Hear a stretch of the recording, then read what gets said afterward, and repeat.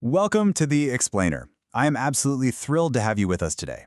We're going to unpack a really powerful theme that's emerging from all of our sources, and it's all about how local residents, grassroots medical programs, and new state legislation are actively shaping and defending their communities right here in Southern California. Honestly, it's a fantastic story of resilience and people just stepping up to take charge of their own backyards. Okay, let's dive into this. Here is our roadmap for today. We've got four distinct but really interconnected themes. We'll start with transforming community health. Then we'll look at new laws and new rules. After that, the push for sanctuary. And finally, honoring Khadija Farrakhan. Section 1. Transforming Community Health, Fighting Diabetes and Doctor Shortages. So health disparities in California are pretty severe right now. But you know what? Local communities and grassroots orgs are taking direct action instead of just waiting around for help. To really understand the urgency here, we have to look at the deeply emotional story of Crystal Lambert. She remembers frantically racing down the street, just desperately trying to get her 3-year-old granddaughter to the hospital. As she put it, "I thought she got a hold of some poison." But, well, it wasn't poison. Doctors discovered the 3-year-old had a blood sugar level of over 800. I mean, wow. That terrifying event completely transformed Lambert and actually inspired her to launch the We Fight Back organization. What Lambert's granddaughter was actually experiencing is called diabetic ketoacidosis, or DKA. Basically, it's this severe state where the body is literally starved of insulin and it just begins to shut down.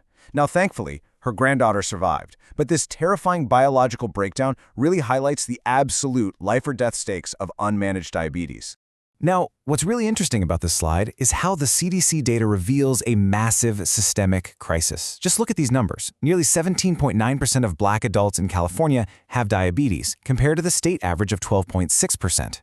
And nationally, Black Americans are dying from diabetes 78% more often than the general population. It's staggering, and experts like Dr. Khadija Lang point out that this isn't just about genetics, it's a fundamental lack of culturally specific health information and basic community infrastructure. We're seeing another health crisis over in Kern County where folks are facing terrifying 6-month waits just to get in with a doctor. And this brilliantly illustrates how communities are fixing the problem themselves. Enter the Return to Kern, or R2K pipeline. It's a genius setup. First, students get 2 free years at Bakersfield College. Then, they head off to the Atlanta University Center Consortium and Morehouse School of Medicine. And step 3, they come right back to Kern County for their residency. Inaugural Black scholar Leonard Denwood is using this exact pipeline to become an OBGYN and heal her very own hometown. The emotional backing behind these 8 future doctors is just massive. At their pinning ceremony, Arvin Mayor Olivia Caldron delivered this incredibly powerful message. She said, "Know this, you are a diamond, and diamonds are formed under pressure. Come back here and shine and heal us, because we need you desperately." It really shows how much the entire community is rallying behind them. Section 2, New Laws, New Rules, July 1 Updates. All right, shifting gears from grassroots health to state legislation. Some new rules just kicked in on July 1st that will directly impact your wallet, your daily habits, and your safety. Let's start with minimum wage. Several local cities raised their rates to keep pace with inflation. As you can see, Emeryville is up to $20.34 an hour, San Francisco to $19.61, and places like LA, Pasadena, and Santa Monica are all in that $18.40 to $18.50 range. These are designed specifically to support folks working in retail, hospitality, and service industries. Let's talk about your grocery runs, because Assembly Bill 660 is changing things up. You know that confusing jumble of sell by or use before dates on your food? Yeah, the state is replacing all of that inconsistent phrasing with a standardized best if used by label. The goal is pretty straightforward: prevent consumer confusion and cut down on all that unnecessary food waste we end up with. There are also several major statewide laws reshaping healthcare, housing, and schools. We'll run through these quickly. Senate Bill 525 phases in a minimum wage increase for healthcare support staff, eventually hitting $25 an hour. Senate Bill 79 eases zoning to allow for higher density housing near public transit. Over in our schools, Senate Bill 760 mandates at least one all-gender restroom for K-12 students. Assembly Bill 727 requires suicide prevention resources to be printed right on student IDs. And finally, districts now have to limit or ban school smartphone use during the day to cut down on classroom distractions. Rounding out the July 1st updates, we have 3 laws focused strictly on public safety and consumer rights. Senate Bill 68 requires chain restaurants to clearly disclose major food allergens.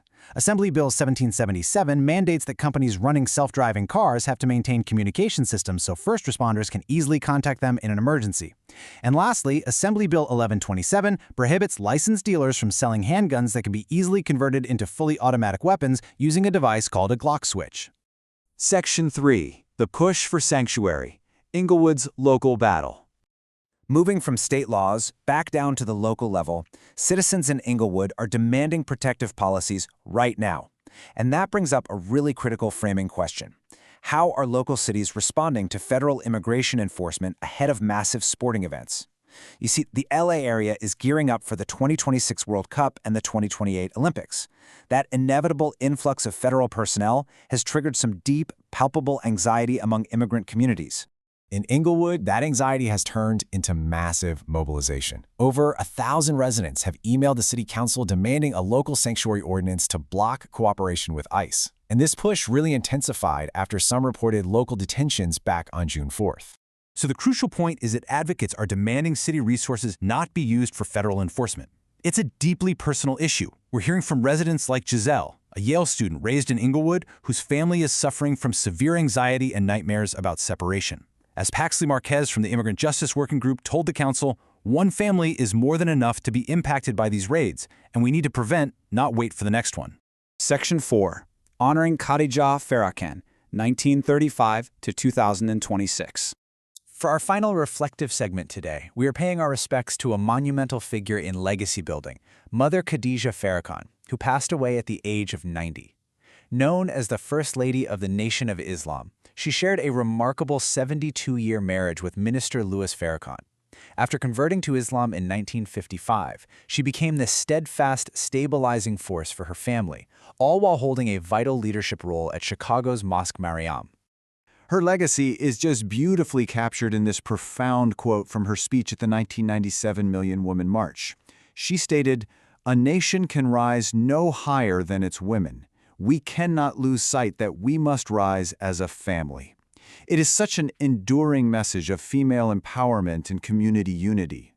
And that brings us to the end of our deep dive. I want to leave you with this final, provocative thought. How will your community's actions today shape its legacy tomorrow?